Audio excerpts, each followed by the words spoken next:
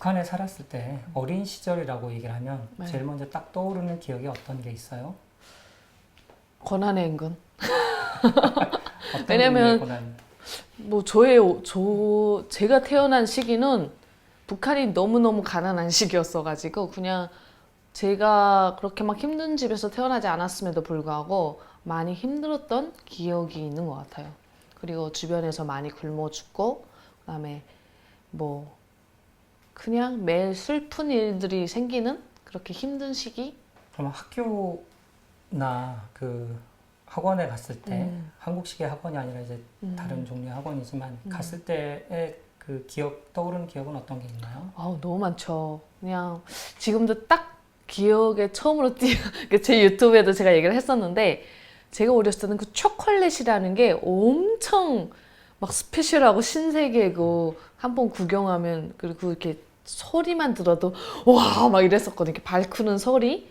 근데 저희가 엄청 엘리트 유치원이었어요. 그 음악 엘리트들 키우는 그런 유치원임에도 불구하고 초콜릿을 가져다가 먹는 친구는 별로 없었던 것 같아요. 근데 한국 사람들이 그때 뭐 유엔에서나 이런 거 지원 같은 거 오면 그때마다 간식 같은 걸 포장해서 이렇게 선물로 줘요, 애들한테. 저희 학교는 또 관광객들을 대상하는 그런 유치원이었어가지고 했는데 그걸 받아서 감사합니다, 뭐 고맙습니다 인사만 하고 사진 찍고 회수 당하는 거예요. 그때 제일 마음 아팠던 기억이 있어요.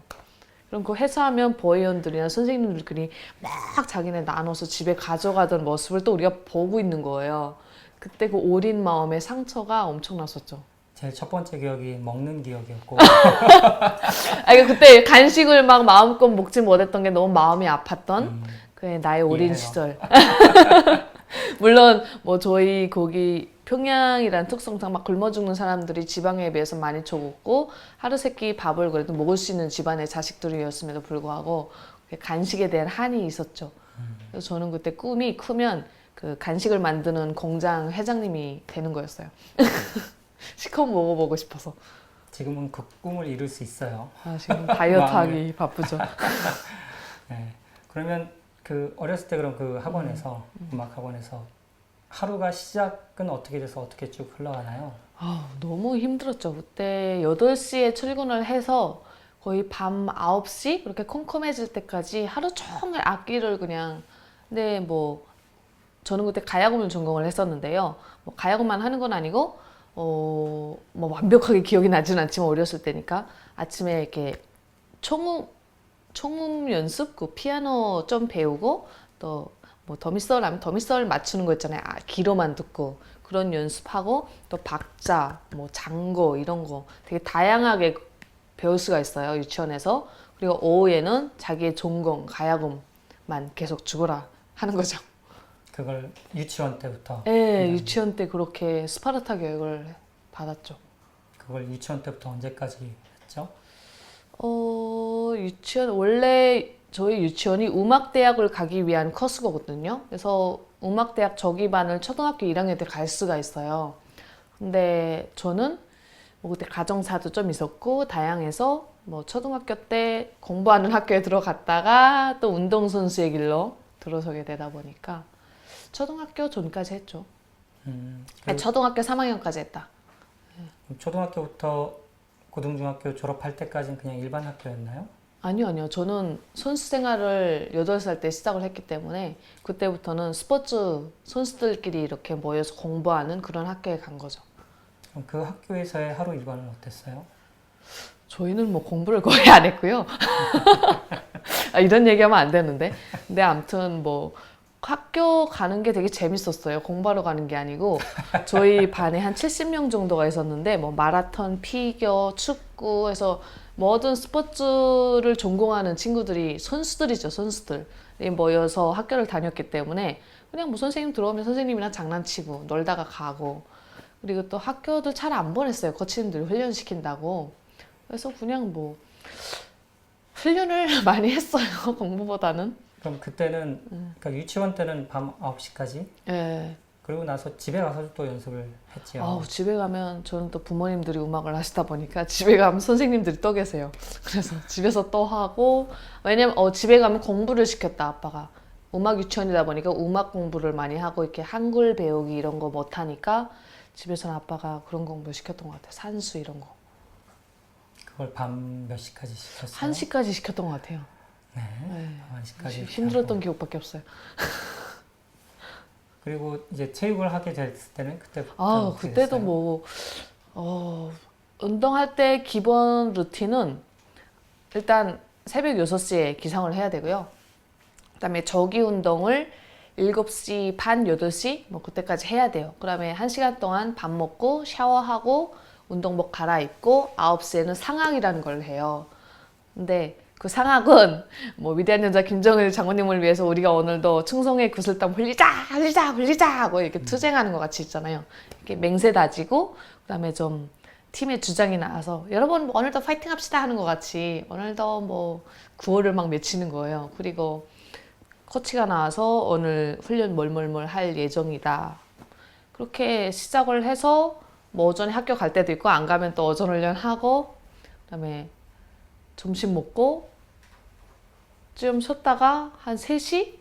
조금 낮잠을 좀 잤던 것 같아요. 낮잠 좀 자고 3시에 또 상학을 해요. 근데 그때는 구호는 외치지 않고 뭐 또 오후 훈련 시작하고 7시까지 훈련하고 저녁 먹고 또 9시부터 또 훈련해요. 9시부터 한 10시까지 훈련하고 그 다음에 좀 쉬는 시간이었던 것 같아요. 아침에 이제 구호를 외치고 할 때 어떤 구호들 외쳤는지 기억하세요? 근데 그거 외치기 전에 제가 빼먹은 게 있었는데 그게 또 있어요. 장군님의 말씀 우리가 전달받아야 돼요.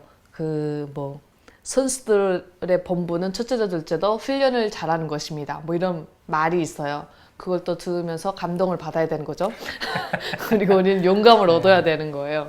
그리고 그리고 그때 종성욱 선수라고 세계 마라톤 대회에 나가서 북한이 제일 어렸던 고난의 행군 시기에 뭐 북한이 다 굶어 죽었다고 할 때 나가서 1등해서 금메달 딴 선수가 있어요. 그래서 그 선수가 북한의 영웅이 돼버린 거예요.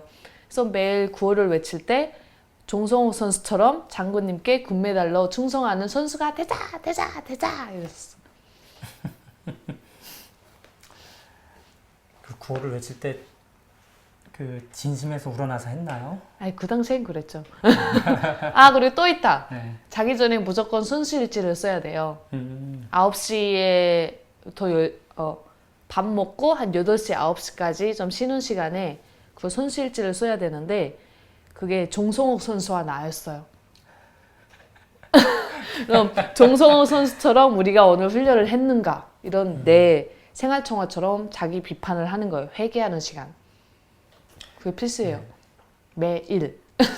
그걸 쓰니까 이게 사상적으로 더 계속 매일매일 그쵸. 무장이 되던가요? 잊을 시간이 없죠. 그리고 한 달에 한 번씩 체크를 해요. 그 선수촌에서. 한 달에 한 번씩 그 쓴 거를 보자면서 확인해요. 당비서가. 그러니까 그 일기장 같은 걸 다 보는 거잖아요. 그러니까 오늘 하루 종일 훈련 뭐 했다를 쓰고 그다음에 마지막 마무리로 그걸 쓰는 거죠. 한 A4 용지 반 페이지 정도를. 그러니까 그거를 매일매일 쓰고 그걸 또 누가 보고 하면 기분이 좀 안 좋지 않아요? 그때 뭐 기분 안 좋는 건 누가 가르친 적이 없었기 때문에 당연히 보나 보다. 당연하다고 생각을 했었죠. 그리고 그건 보여주기 위해서 쓰는 거죠. 그렇죠. 그리고 또 그건 누가 잘 쓰나 경쟁도 막 하고 그랬었어요. 그래요. 또 어렸을 때니까 그런 거에 대한 경쟁도 있죠. 맞아요. 그때가 김정일 때였나요? 그쵸. 뭐 제가 태어나자마자 김일성은 뭐 갔으니까 김정일. 그 김정일에 대해서 그러면 이제 생각하는 바가 어렸을 때 있었을 거잖아요. 그게 어렸을 때는 어떻게 생각했고 이게 차츰 나이 들어가면서는 어떻게 그대로 유지가 됐나요? 바뀌었나요? 그냥 어렸을 때 제가 제일 많이 들었던 이야기는 뭐 어른들한테 김일성 시대는 우리는 잘 살았는데 그 얘기를 되게 많이 들었어요. 왜냐면 저는 태어나 보니 북한이 엄청 가난한 나라였고 항상 힘들었던 그런 모습밖에 안 보여줬으니까 도대체 우리나라는 왜 이렇게 가난할까 하는 생각을 했는데 뭐 부모님 말들 말로는 옛날엔 엄청 잘 살았는데 뭐 외부 세력이 우리를 너무 압박하고 힘들게 핍박을 했기 때문에 지금 우리나라 이렇게 됐다. 그래서 참 운이 안 좋은 세대라고 생각을 했었죠. 그래서 뭐 우리도 이렇게 힘든데 장군님 얼마나 힘드실까 뭐 이러면서 왜냐면 그 TV에서 보여주는 김정일은 항상 똑같은 옷 입고 항상 그 선글라스를 끼고 있잖아요. 근데 왜 선글라스를 끼고 있어? 물어봤었어요. 근데 너무 피곤해서 눈에 충혈이 져서 선글라스를 끼고 있대요. 그러니까 우리 수령은 이렇게 사람들 지금 너무 힘들게 사니까 좀 잘 살게 하려고 맨날 저렇게 힘들게 일하는구나 이렇게 생각을 했었죠. 그게 어렸을 때 생각이. 네, 어렸을 때. 차츰 바뀌던가요? 아니면... 그리고 제가 어렸을 때는 막 그 한국에 대한 비난에 여기로 말하면 코미디? 그 개그 콘서트 같은 거 되게 많았어요. 그래서 TV만 켜면 막 대한민국 되게 못살고 군인들 막 깡통 두드리고 이런 모습이 되게 많이 보여줬기 때문에 저 사람들에 비하면 우리나라는 훨씬 잘 사는 나라구나 이렇게 착각을 했었어요. 근데 제가 초등학교 때부터 한국 드라마를 보기 시작한 거예요. 근데 그때 처음으로 봤던 드라마가 천국의 계단이었는데 뭐 다들 뭐 패션이 장난 아니고 뭐 에버랜드에서 뭐 통째로 전세하고 막 사랑 고백하고 막 이러더라고요. 그래서 뭐지? 뭔가 이렇게 학교에서 배운 거랑 너무 다른 거예요. 그래서 나만의 딜레마에 빠졌던 것 같아요. 근데 그때까지는 또 너무 어렸으니까 그게 쉽게 받아들여지는 않았는데 한 중고등학교가 되니까 그 다음부터 약간 세계관이 생기잖아요. 그럼 선생님이 얘기하면 선생님 저 거짓말 하는구나 하는 거를 알겠더라고요. 그다음부터는 약간 진심에 우러나오는 충성심보다는 좀 나도 언젠가는 남한 사람들 한번 보고 싶다. 빨리 통일됐으면 좋겠다. 이런 생각을 하게 됐고 나도 북한이 아닌 다른 나라에 한번 가보고 싶다. 이런 꿈을 가지게 되더라고요. 그거는 그 이야기는 남한 사회에 대한 제 인식의 변화가 있었던 건데. 그쵸. 근데 김정일한테 북한의 지도자한테 느끼는 감정은 그렇게 변해가는 과정이 좀 더 달라졌나요? 좀 긴가민가 하는 거죠. 긴가민가 한데 완전히 뭐 김정일 싫어 이렇게까지는 안 됐던 것 같고요. 그냥 좀 제가 생각했을 때는 싫어라고 말하고 싶어도 할 수가 없잖아요. 북한에서는 잡혀가니까. 그런 거 공유 되게 많이 해봤어요. 뭐 드라마도 드라마지만 뭐 백상예술대상 뭐 이런 거 있잖아요. 연예인들 시상식 이런 거 할 때 다들 멘트가 재밌잖아요. 뭐 하나님 아버지께 감사드리고 뭐 이런 말도 하고 부처님께 인사하는 것도 있고 그런 거 볼 때도 우리는 항상 장군님밖에 없잖아요. 항상 장군님께 감사드리고 이런데 그 사람들은 매 개개인이 감사하다고 말하는 게 다 다른 거예요. 부모님께 감사한 사람, 뭐 감독님께 감사한 사람 다 다른데 그게 너무 자유롭고 신기해하면서도 저게 좋은 건지 나쁜 건지 모르겠는 거예요. 왜냐면 우리는 그런 교육을 받아본 적이 없으니까. 그래서 일단 우리가 봤을 땐 남조선이 훨씬 잘 사는구나. 그리고 잘 사면 저렇게 화려하고 예쁠 수가 있구나. 그게 제일 여자들이다 보니까 어렸을 때 한국 사람들은 뭐 어떤 화장품을 쓰면 저렇게 예뻐지지? 이런 생각을 더 많이 하다 보니까 장군님보다는 한국 연예인이 더 팬이 되는 거고 그때부터 좀 북한 TV를 잘 안 보게 됐던 것 같아요. 그러다 보니까 세뇌에서 조금 그렇다고 막 김정일이 싫어 이렇게 말할 수는 없는 상황이죠. 북한 특성상. 그리고 부모님한테도 아빠 이건 왜 이래 하고 말하기가 되게 애매한 상황인 거예요. 이 말을 하면 제가 분명히 혼날 게 분명하니까. 그래서 이것도 저것도 아니었던 것 같아요.